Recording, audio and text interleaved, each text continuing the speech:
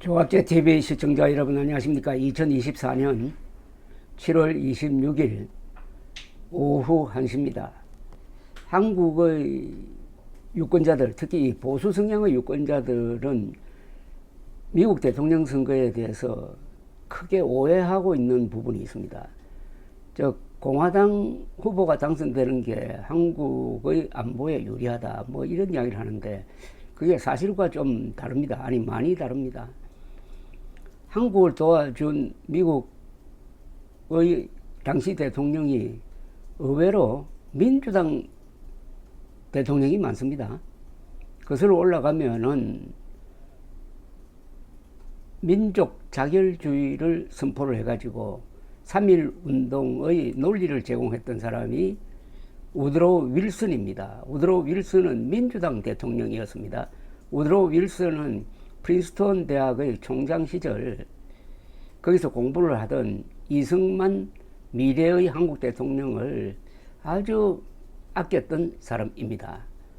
그리고 2차 세계대전 중에 카이로 선언을 통해서 전쟁이 끝나면은 한국을 독립시키겠다는 결정을 하도록 만든 사람이 프랭클린 루스벨트 대통령이었습니다. 이분 역시 민주당 대통령이었습니다. 그리고 김일성의 불법 남침을 맞아가지고 무슨 수를 써서라도 그 개자식들을 막아야 합니다 라고 선언하면서 이건 마적단 습격사건이다.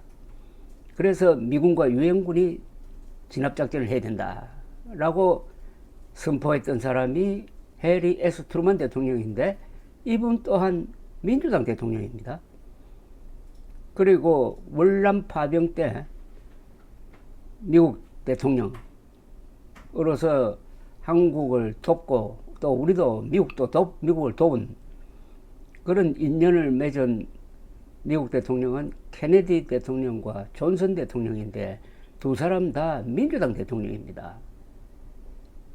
그런데 카터 민주당 대통령 시절에 한미 관계가 나빴습니다.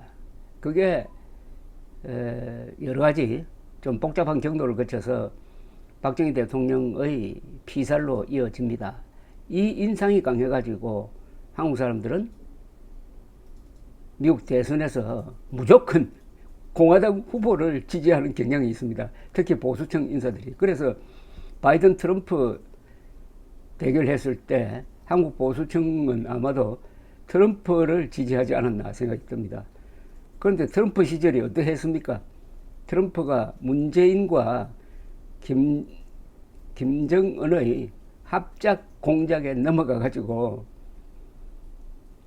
허송세월한 것 아닙니까?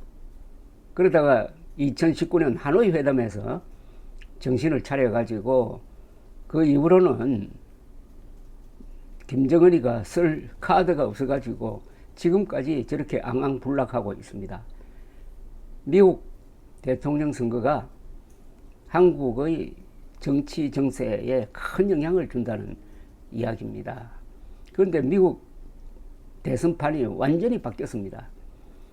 바이든의 후보 사퇴 이후에 사실상입니다. 사실상 민주당 대통령 후보로 확정된 해리스 부통령입니다. 현직 부통령이죠.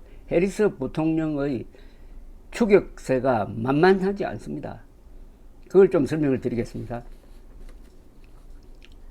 어제 발표된 뉴욕타임스와 시에나 대학 합동 여론조사에 따르면 해리스가 드라마틱하게 트럼프를 격차를 줄이고 있는 것으로 나타났습니다.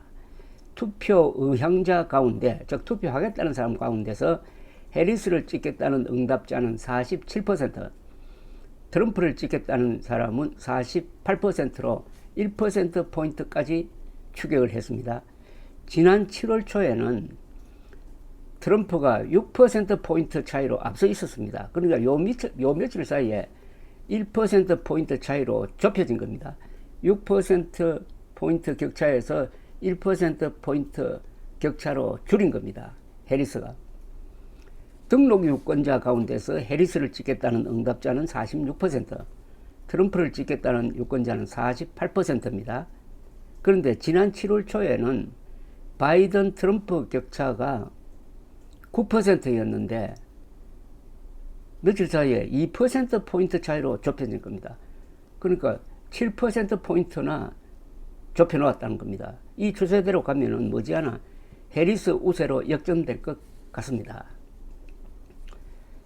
59세의 해리스와 78세의 트럼프가 대결하게 됨으로 해서 트럼프는 더 이상 나이를 가지고 공격을 할 수 없게 되고 오히려 공격을 받아내야 하는 입장이 되었습니다.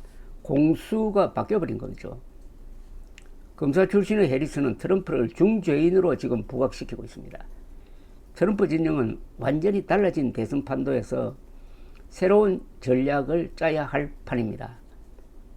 일주일 사이에 트럼프는 총을 맞고 그리고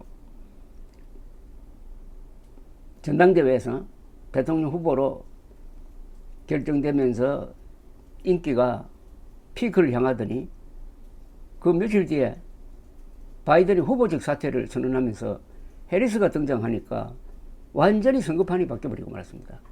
이 일주일의 변화, 즉 트럼프의 피격과 바이든의 후보직 사퇴, 요 일주일이 미국의 장래 수십 년을 결정할지 모릅니다. 해리스는 여성의 낙태 권리 보호를 들고 나올 것이고 트럼프는 불법 이민자 문제를 부각시키려 할 것입니다. 이게 가장 큰 쟁점입니다. 해리스는 젊은 층과 비백인 층에서 강세를 보이고 있습니다. 해리스는 어머니는 인도 여자, 아버지는 자마이카계 흑인입니다. 그러니까 아시아 흑인표, 여성표, 표밭이 넓다는 거죠.